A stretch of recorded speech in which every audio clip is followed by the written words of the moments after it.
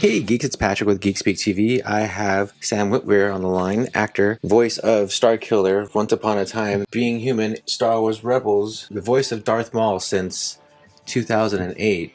How are you doing today? Good, man, good. First off, big fan of your Star Wars work, going way back. Oh, thank you, sir. Because you do go so far back in the Star Wars universe. What's your favorite Star Wars character to do that you've done so far? Wow. That's tough. It's definitely been generous in terms of giving me interesting things to play. Starkiller was fun, if not for the fact that we were creating a character that didn't exist. So creating that completely out of whole cloth and having him look like me was definitely, that was a hell of a lot of fun.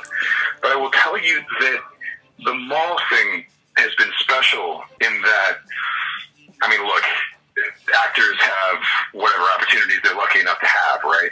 And lucky actors get a chance to play a character and develop that character over years. But the Maul thing has been even stranger and more rare than that, because not only have I been playing him for, I believe, something like 8 years or something like that, 9 years, 8 or 9 years, but we keep jumping around to different chapters in this man's life. So if you take it all the way from Phantom Menace, we're telling a pretty complete story with a very interesting arc, and we've told it over the course so far of 4 different projects. You go from Phantom Menace to Clone Wars to Solo to Rebels, and it's possible that we could revisit other chapters of this man's life, and we've played him anywhere. You know, I mean, in Phantom Menace, the guy's probably in his early 20s. Rebels, man, the guy is, he's pushing 60. To be able to play that many different versions of the character and to continually challenge ourselves with new aspects of this character, new dimensions of the character, I can't think of a more generous gift that life could hand me, and then make it Star Wars, and suddenly I'm just kind of way too lucky. And you played him in Lego as well. I did in the Empire Strikes Out, I believe it was. And that was yes, that was a good.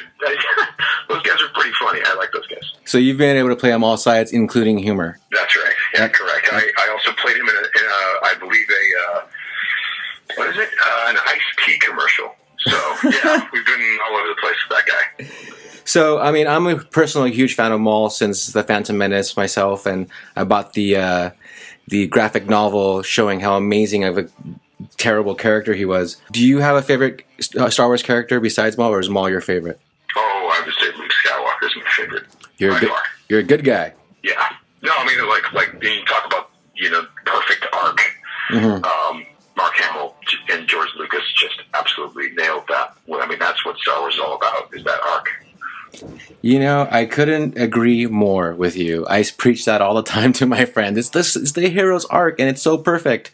Well, if you watch Mark Hamill, I mean, it's interesting. He's the point of view character, and there's never a moment where he is less than clear about what's going on with that character, and that is what's so perfect about his performance. I mean, he just describes that arc perfectly from beginning to end. It's just wonderful. So you always have a love of Star Wars. Do you have a favorite movie? Oh boy, or series. It's very hard for me to pick favorites. Very, very hard for me to pick favorites. I mean, I think different ones are favorites for different reasons. Let's, for example, if we were to just limit it, since we're talking about Mark Hamill, if we were to limit it to the original trilogy, which, by the way, I'm also a fan of the prequels, and have my the recent films that I like. But if we're going to limit it to the original trilogy, I would say that Empire is my favorite as being the flawless execution. Right, like they just don't make a damn mistake in that movie. It's perfect. It's amazing. Right. It's deep and it's interesting and really deep into mythology. Totally agree.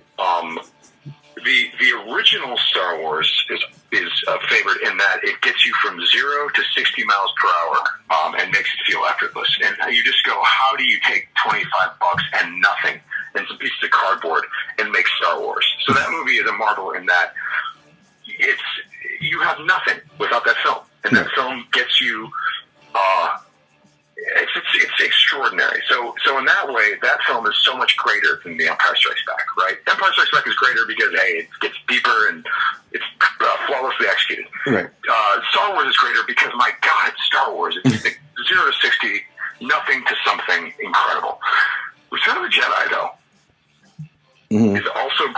those two because, in a weird way, it takes risks that should have been suicidal risks.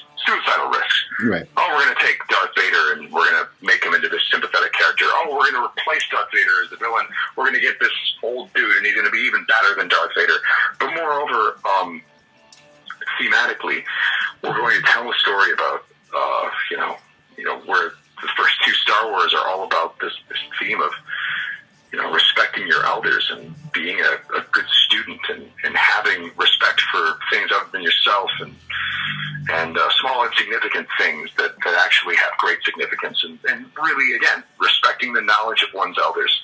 And then the final movie being all about reject your elders. Saying, nope, you got to make your own decisions. And your elders are actually giving you bad advice now. They're saying, go take this guy out, and you won't do it. Right. And they're saying, be detached and don't, like the prequel law of, don't allow for, your personal connections and your, and your absolutes. Don't do any of that. And yet a personal connection is what saves the galaxy. I mean, it's like the Return of the Jedi does not get the credit. And for example, the Darth Vader character, The Empire Strikes Back, gets all the credit for the depth of Darth Vader, but no, that work was actually done in Return of the Jedi. And you project it back into The Empire Strikes Back because he's so mysterious, but the actual scenes that established who that character was happened in Return of the Jedi. Yeah. So that movie is far greater than people give it credit for. And not to mention you have Darth Vader's redemption and his changing of what he thought was an unchangeable thing of not coming back from the dark side, and then he comes back from the dark side. Yeah. And so, like the greatest villain of movie history, and they end up redeeming him. It's extraordinary what they're able to pull off. Exactly. So, with the future, do you see anything happening with Darth Maul, either in its own spin-off show, movie, animation, live action? Always in motion is the future, my friend. And were I to have a crystal ball, that crystal ball would have a big NDA posted to it, and I couldn't say a damn thing. So would you be open to playing a live-action version of Maul in, let's say, like a Netflix series or something? Well, look, if it was any type of live-action Maul, it's got to be me and Ray. Without Ray, you do not have the physical presence or that level of charisma that he brings to it.